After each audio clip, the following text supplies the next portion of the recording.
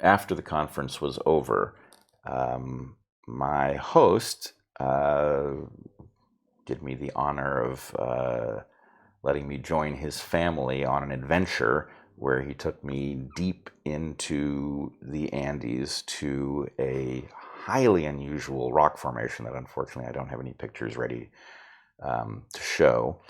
But in any case, basically it's cold, high altitude Andes. There's a location. The Andes are, at least in this spot, and I think all over, are the result of sea uplift. So this is an ancient sea floor, has been lifted, thousands of meters. So it's going to be limestone. Yeah, it's limestone karst. And just people who haven't spent time in the tropics at all, or if they've only spent time in the lowland tropics, like they went on a jungle adventure to Costa Rica or something, will imagine simply that the closer to the equator you get, the hotter it is, right? But as is interesting and relevant to things that we have thought and about and worked on, and specifically as you have worked on with regard to latitudinal diversity gradient, just as the biota gets more diverse the closer to the equator you get, it also gets more diverse the closer to sea level you get.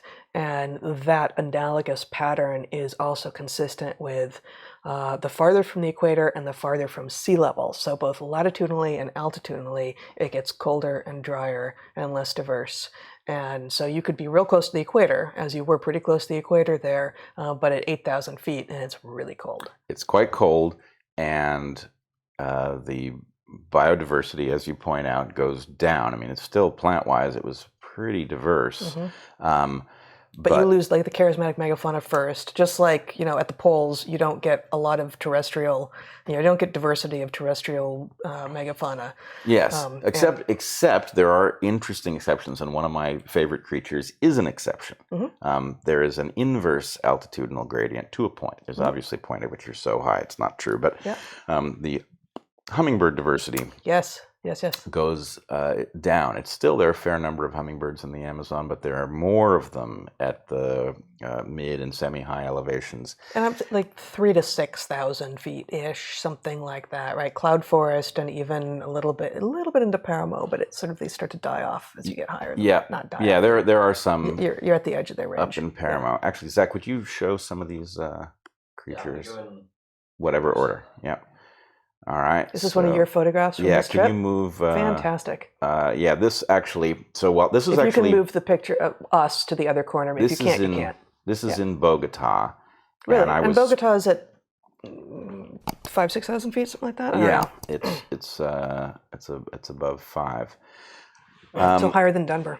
Anyway, I went to I was feeling. I don't know. I was having a nature deficit disorder moment, and I was stuck in Bogota. I couldn't get out of Bogota far enough to see stuff, so I went to the botanical gardens, which were actually spectacularly good, really beautiful.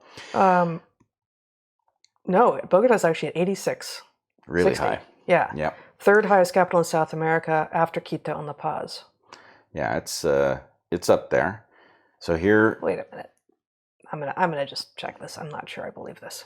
You keep going. All right. Yeah. So I went to the botanical garden hoping to find nature, and I did find a couple interesting things. I found a Cecropia tree, a tree that you and I are. It's a big genus, but you and I are well familiar with Cecropia. It's an early successional tree. It puts out a fruit that's actually slightly tasty. Certainly not bitter. But anyway, bats and birds love it. I don't think there were any fruit bats at this altitude. In fact, I'm sure there weren't. So just early successional means it comes in early, it grows fast, its wood is light, it dies fast. Yeah, and in this case, Cecropia's wood is light. It lives fast, it dies young.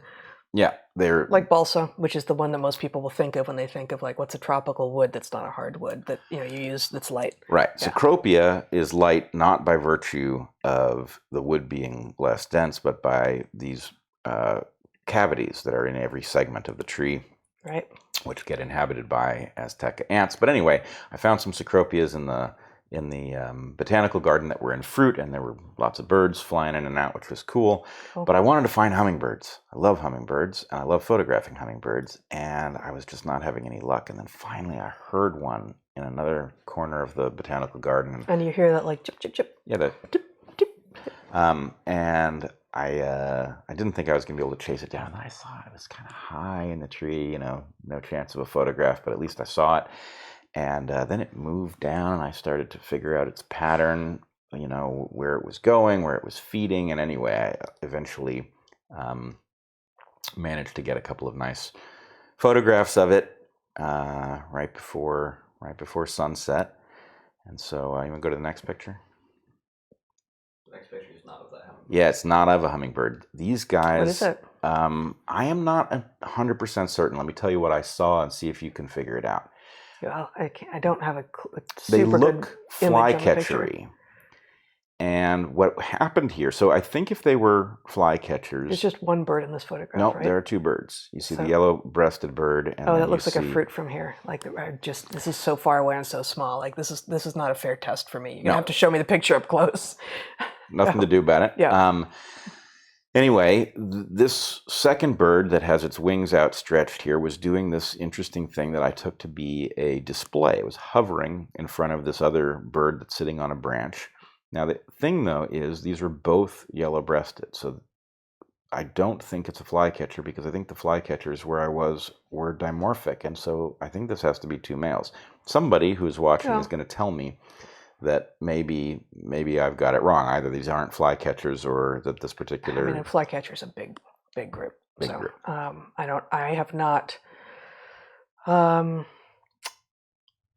I've got a cool bird guide to the birds of the Andes, including Colombia, but it's still in a box, and I didn't know that we were going to be doing this. But there are a lot of flycatchers, and flycatcher is, if memory serves, a clade. It's a description of history rather than just a description of ecology. I think that's absolutely right. And I believe that many places that there are flycatchers in the Andes, there are multiple species. That said, within a clade, it would be very interesting if some of them were polygynous and some of them were monogamous. The reason that's relevant here, as you know, is you said that you think they're dimorphic. If they're dimorphic, they're probably polygynous. If they're not dimorphic, if the males and females look alike, they're probably monogamous. Yep.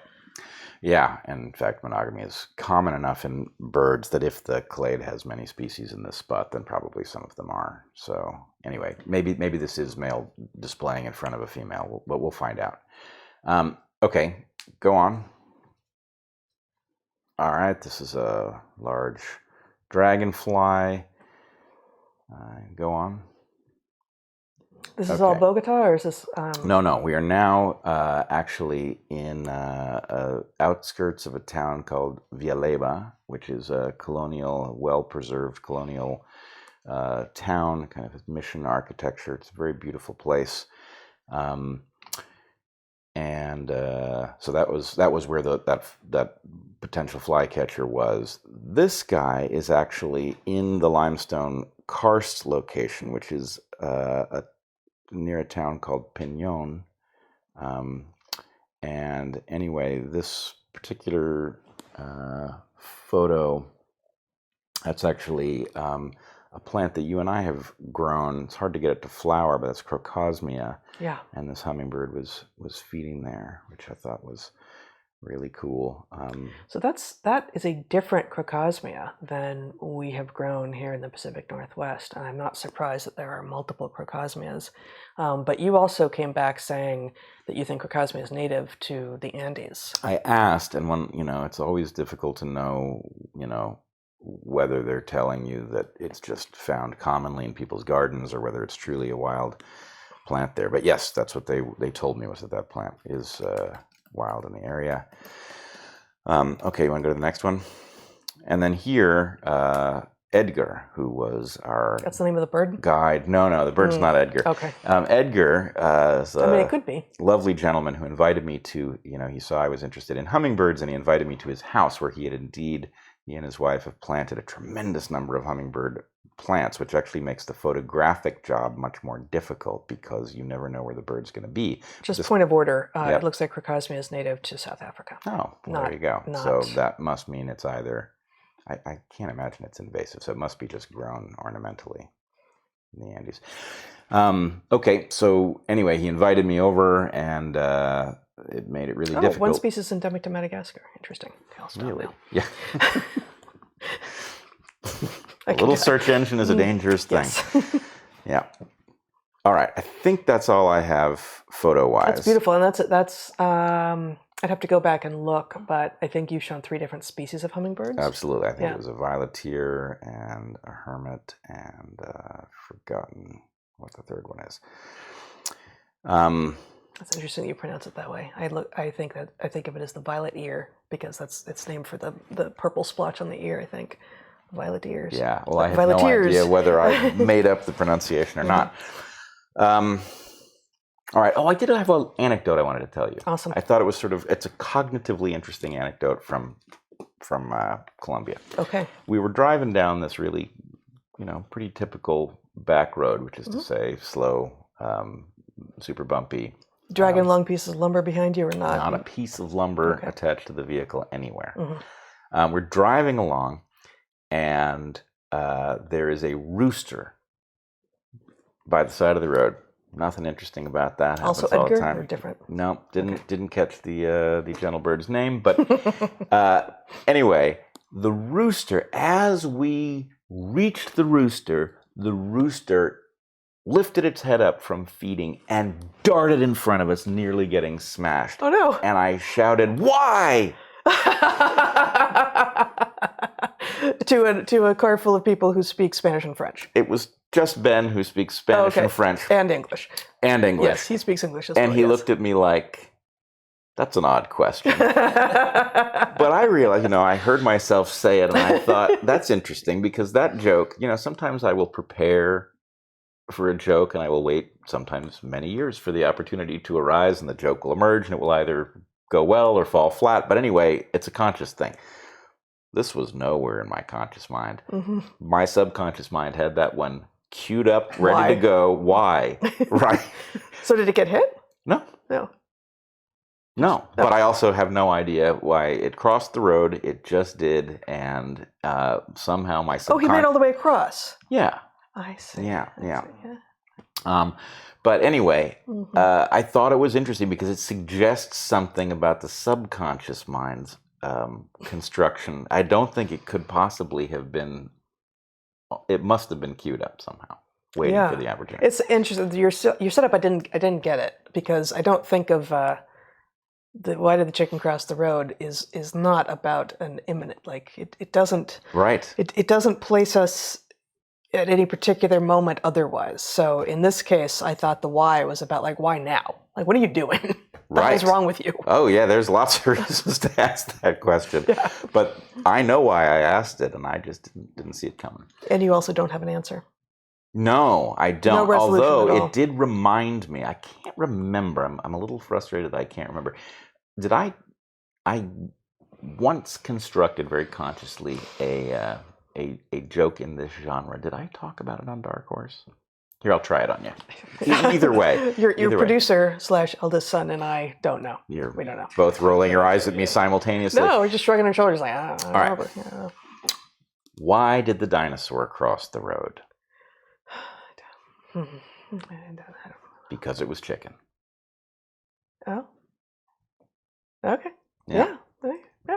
I like that one. Yeah, that's good. It's a well-constructed joke. Yeah. It didn't result in a tremendous amount of laughter, which is usually not a good sign. But anyway, it is what it is. No, I like it. It's good. It's phylogenetic. Well, it's a thoughtful joke. It's phylogenetic. It includes a double entendre. It's a well-constructed joke. Yeah. No, it is. Yeah. It's good. Yeah. Ha ha ha.